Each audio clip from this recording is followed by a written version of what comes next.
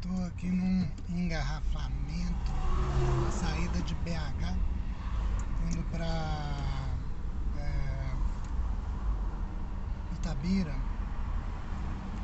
Tô começando esse projeto, sabe, de fazer uma itinerância canábica, como diz o Thiago, lá da Bahia, nosso parceiro. E uma caravana canábica pelo país. A caravana do Dr. Paulo Fleury, Dr. Green Amor, se você quiser. Caravana canábica, itinerância canábica. A ideia é dar a volta no Brasil todo com atendimento, um consultório ambulante, né? E atendendo as pessoas com o padrão de atendimento que eu dou, com o modelo de negócios, né, digamos assim, que eu tenho, que é o de contribuição voluntária, né? Cada pessoa contribuindo com o que ela acha que é justo, que é adequado, que é para ela viável, para um atendimento médico, como diz a Camila, minha grande parceira, com uma produção de documentos conforme a necessidade deste país burocrático até o talo, né? Entendeu? E a gente trata dessa coisa também. Eu só ia soltar um palavrão, mas eu não vou não, porque eu já fui até como é que fala? Advertido pelas redes sociais por usar terminologia assim, mas acho que não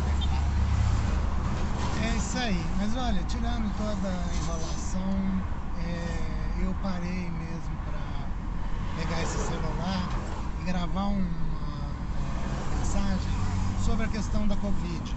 Até porque eu estou nesse projeto aí de itinerância e não pretendo, assim como estou indo para Itabira agora, vou amanhã à tarde, já vou pegar a estrada para ir para São Paulo, que eu quero participar do evento do Padre Ticão, o evento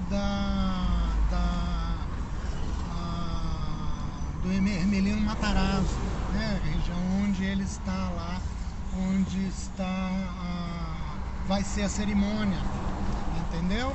E essa cerimônia tem como objetivo principal para mim, tem vários que são relevantes, mas para mim tem um que é o motivo de eu estar indo. Eu vou para lá porque se estará lançando um marco, né, de um movimento de desobediência civil público e organizado, né, nacionalmente, pela possibilidade, pela liberdade do plantio, do cultivo e do uso da cannabis, da maconha. Então estou indo lá com esse intuito, entendeu? Eu não usei a palavra medicinal, né, nessa questão do uso para qualificar, porque para mim isso não é o relevante, mas é claro que a gente está tratando nesse momento do uso terapêutico, o uso para o cuidado com as pessoas, o alívio de seus sofrimentos, o tratamento de doenças. É disso mesmo que a gente está tratando diretamente nesse momento, na criação desse movimento, que é algo que eu dou maior relevância e no qual eu estou completamente envolvido já há alguns anos. Então, eu estou viajando, né? Isso que eu estou falando, eu estou viajando para aqui, eu estou viajando para lá e estou encontrando pessoas, atendendo pessoas, já mesmo em tempos de Covid sem vacina. E por que eu estou fazendo isso? Por 3 ou 4 motivos, eu vou tentar elencar os motivos. O primeiro fundamental deles é que esta técnica, essa tentativa de isolamento social que foi implantada aqui no Brasil e no resto do mundo é estúpida, é uma ignorância muito grande. Falando em termos profissionais, aqueles que apregoam isso estão sendo incompetentes e irresponsáveis socialmente. Incompetentes tecnicamente e irresponsáveis socialmente. Como se eles fossem crianças ingênuas, sem ideia da gravidade que é a tentativa, e seria muito mais ainda se tivesse sucesso, da imposição do isolamento social total, ou bloqueios, lockdowns, em um país inteiro, simultaneamente, por longo período de tempo. É uma farsa, é uma loucura, é um delírio, como eu usei esse termo várias vezes, as pessoas proporem isso como se não tivessem ideia do que eles estão falando, ou seja, da gravidade, das consequências em todos os campos. As pessoas aqui no Brasil reduziram essa discussão à economia e reduziram a economia à questão financeira. Então está tudo errado nisso. Olha, economia não é só finança, economia é a vida produtiva, é a vida social, de certo modo é toda a vida das pessoas, é econômica, há uma economia na vida, nas relações e especificamente na vida produtiva. Tentar reduzir a economia apenas ao lado financeiro, ao ganho monetário, comercial, como se esse fosse o foco único de dano ou de perda, numa paralisação completa da economia e da vida social, é muito burro, me desculpem, é muito tolo, é muito tosco, é um pensamento muito primário, muito grosseiro, entendeu? Então as pessoas que estão envolvidas nisso, grande parte delas realmente não tem conhecimento histórico, econômico, social, quase nenhum, são biologicistas completamente, tem toda a vida fechada dentro do raciocínio biológico, e grande parte deles até não tem nem conhecimento do pensamento e das técnicas da epidemiologia. Então são pessoas que têm apenas a visão biológica, por exemplo, um especialista em espalhamento viral, ele só conhece isso, velho. Ele não sabe quase nada do que é a dinâmica social, do que é a vida econômico-social e do impacto que tem quebrar isso do ponto de vista psicossocial e, portanto, sobre toda a existência das pessoas. Juro, ignorante, entendeu? E as consequências disso são graves, são graves. Olha, eu fiz a aposta desde o princípio em relação à pandemia em 2 ou 3 sentidos, né? Basicamente, minha aposta era: a gravidade desta doença não é próxima de 1/10, é menor que 1/10 da gravidade que está sendo alardeada a partir dos estudos com base em projeções computacionais, né? Especialmente eu estou me referindo aqui àquela feita por Oxford, o Instituto de Imperial College of London, que é ligado a Oxford. Então esse pessoal foi quem de fato estimou inicialmente de forma bastante sobreestimada ou superestimada do meu ponto de vista, essas possíveis toll, né, como eles dizem em inglês, ou seja, enfim, a consequência trágica em mortes, internações, UTI, causadas pela Covid. Esse pessoal então estimou isto e, com as estimativas que eles fizeram, propuseram uma série de cenários, né, de intervenção, e fizeram suas análises sobre esses cenários, chegaram à conclusão de que seria uma tragédia imensa, absoluta, se a gente não fizesse o isolamento social total, e por tempo indeterminado até ter a vacina à disposição. Então a minha aposta era basicamente: isso está tudo errado, entendeu? Toda a análise deles foi baseada em projeções computacionais que não são as mais adequadas para a Covid, obviamente, porque não tinham isso, que não eram outras, e a quantidade, né, a taxa de mortalidade dela, ao fim, seria mais baixa ou muito mais baixa do que aquela que eles estimavam. Esse era um dos passos do meu raciocínio. O outro é possível controlar a epidemia sem o isolamento social. com medidas de custo social muito menores do que o isolamento e os lockdowns. Então eram essas duas basicamente as minhas grandes apostas, ou seja, frontalmente contrário ao artigo da Imperial College. Primeiro, a gravidade não é essa que eles imaginaram ou fantasiaram a partir das suas projeções fantasiosas do meu ponto de vista, e é possível lidar com outras medidas. Basicamente, logo ficou claro que havia uma medida central para se lidar bem com a pandemia sem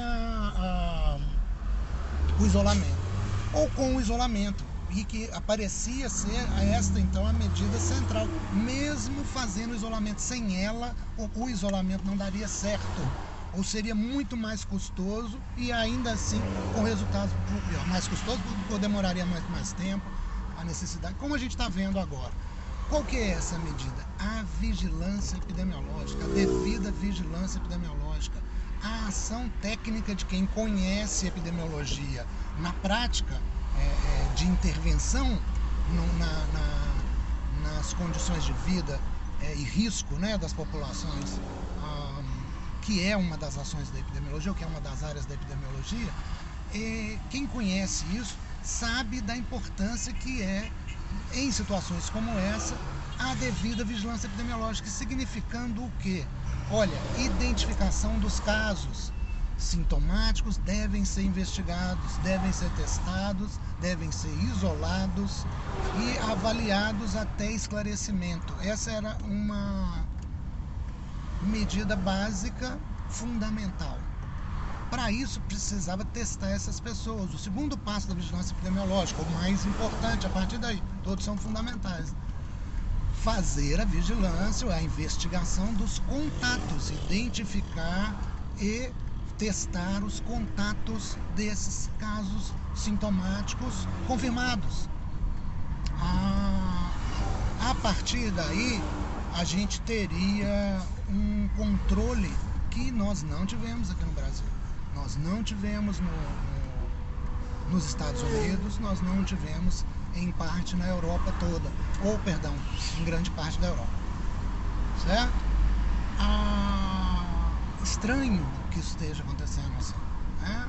Porque é uma medida técnica básica, fundamental. Quem é da área sabe disso, ou seja, vamos fazer isolamento? A fantasia, o delírio, né, a ingenuidade biologicista, né, esquece o que é a vida econômica e social e começa a achar que é só lucro, né? Não é, viu? Bom, mas enfim, ficam nessa coisa esquerdista, infantil, né? Infantilismo esquerdista nessa área. Bom, ficam nisso e tudo bem, mas daí, por isso eu disse, eles são incompetentes tecnicamente, porque senão saberiam com certeza que tem que fazer a devida vigilância epidemiológica.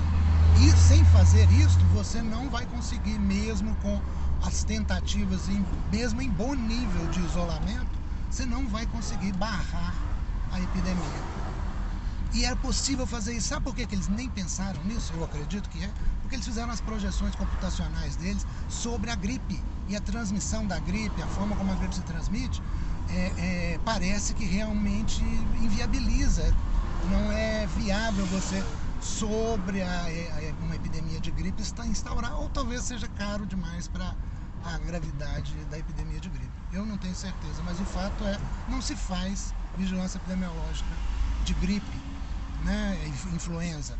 E eles estavam montando os seus estudos, né, computacionais, suas projeções, pelo menos esse Imperial College, né, sobre a base computacional, né, que eles já tinham, da epidemia de gripe. Entendeu? Então talvez por isso, né, por irresponsabilidade, incompetência simultaneamente, enfim, sei lá que interesses eles têm nisto, esse pessoal esqueceu no artigo deles da existência da vigilância epidemiológica. Entre as várias medidas que eles consideram lá, eles simplesmente desconsideraram a vigilância epidemiológica. Bom, a minha primeira aposta é sobre a gravidade da doença. Essa aposta está em aberto, porque ela só vai se esclarecer completamente quando a gente tiver claro qual foi o número ou qual é a taxa de mortalidade em 2020 nas diversas populações do mundo. E aí nós vamos ter uma ideia do impacto final real da Covid sobre mortalidade. A minha aposta é não vai subir muito.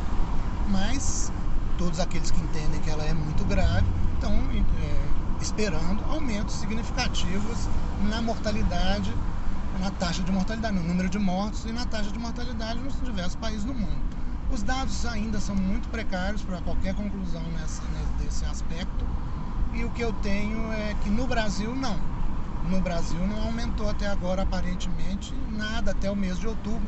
Eu não finalizei, não tive tempo de dar uma olhada nos dados de novembro ainda, mas tudo está indicando que não houve nenhuma alteração significativa.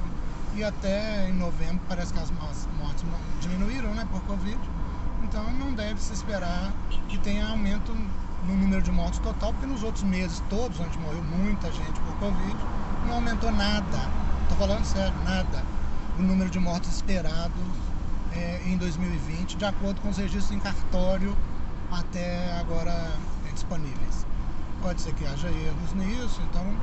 E um outro dado que eu tive acesso foi só mais um do Reino Unido, do País de Gales, e Inglaterra e País de Gales. E lá ao contrário, até setembro tinha aumentado justamente o número de mortes de Covid sobre o total esperado, ou seja, lá aumentou aparentemente, de acordo com os dados até agora, a mortalidade geral, o número de mortes, exatamente no número de mortes causadas pela Covid, atestando então a gravidade da doença. Então, isso aí está em aberto, eu estou atento, vou avaliando. Agora, com relação a outra aposta, segunda aposta, é possível controlar a Covid sem o isolamento? Ela precisava apenas de uma experiência para se mostrar verdadeira. E essas experiências logo se apareceram. A Islândia, uma pequena ilha, não fez isolamento, não parou as aulas das crianças, não parou a vida social, em momento algum. E conseguiu controlar bem satisfatoriamente a Covid. Essa experiência para mim era atestatória. Olha, se alguém conseguiu, pode-se conseguir, mas é um país pequeno, etc. O fato depois ficou bem evidente com a experiência asiática em geral. A Ásia em geral não fez lockdown, não fez isolamento social geral num país. A China, com o controle ideal, que aliás até parece estranho, mas é o que está registrado, ideal da epidemia, eles agora adotaram a medida de nem isolarem mais nada em território algum quando há caso identificado. Eles testam a população inteira daquele território. É muito mais inteligente do que bloquear a economia toda, a vida social toda, os relacionamentos humanos todos, como os ingênuos biólogos e outros desta área, médicos, acham que não tem ônus isso. É uma irresponsabilidade mesmo, gente, grande, eu acho. Minha visão grande, triste, porque estão imbuídos de boa fé, de boa vontade, boa parte deles, mas o resultado final é de grande, dramático prejuízo para a vida social. Bom, o que a China fez? A China paralisou o país inteiro alguma vez? Não, jamais. Eles não são loucos, idiotas, não são, velho. Eles têm uma economia em crescimento contínuo, eles têm uma sociedade de 1 bilhão e 500 milhões de pessoas em movimento. Eles não vão parar isso tudo de uma vez, que eles não são retardados, entendeu? Eles não são. E os asiáticos em geral estão se mostrando suficientemente responsáveis e conscientes no agir, ao passo que nós aqui ocidentais em geral estamos agindo sob pânico, estamos agindo em pânico, de forma irresponsável e incompetente, como muitas e muitas vezes acontece quando as pessoas agem em pânico, certo? É real, é verdade. Olha bem, a China então nunca bloqueou o país inteiro, nunca bloqueou, e agora não bloqueia mais nada. Tem extremas restrições, vigilância epidemiológica, entrada de pessoas, vigilância sobre a entrada, vigilância sobre os casos, vigilância disparada sobre populações quando você encontra um caso, confirma. É isso que tem que ser feito. Ah, mas ninguém podia saber. Não, mentira que ninguém podia saber. Como é que eles fizeram? A tempo certo. E nós aqui estamos batendo cabeça igual idiota. Não, velho, podia ser feito sim, devia ser feito. Mas entrou-se numa paranoia e parte dessa paranoia, de pânico, né? Pânico paranoico, parte dessa visão era de que somente o isolamento social podia dar conta. Não tinha mais nada a fazer. Isto foi criminoso até. Vocês me desculpem, mas até criminoso. As pessoas tendo consciência do impacto socioeconômico, humano, psicológico, afetivo, de barrar a vida social das pessoas, insistirem como se fosse a única medida a ser tomada. E a história mostrou rapidamente, que sozinha essa medida não dá conta. Então tinha uma outra medida que quem é técnico da área devia estar consciente, que é a medida de vigilância epidemiológica, a medida técnica, que todo mundo que é da área sabe.